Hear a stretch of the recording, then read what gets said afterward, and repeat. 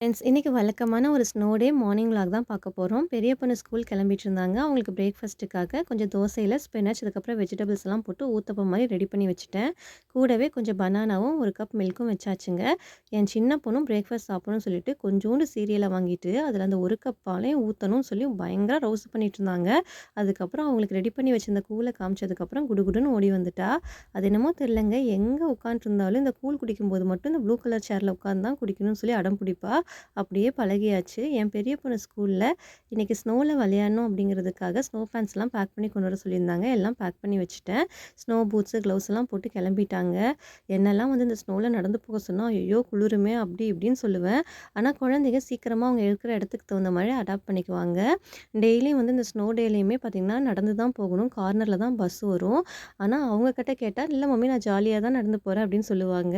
நாளைக்கு வேற ஒரு வீடியோல பார்க்கலாங்க. மறக்காம சேனல சப்ஸ்கிரைப் பண்ணுங்க.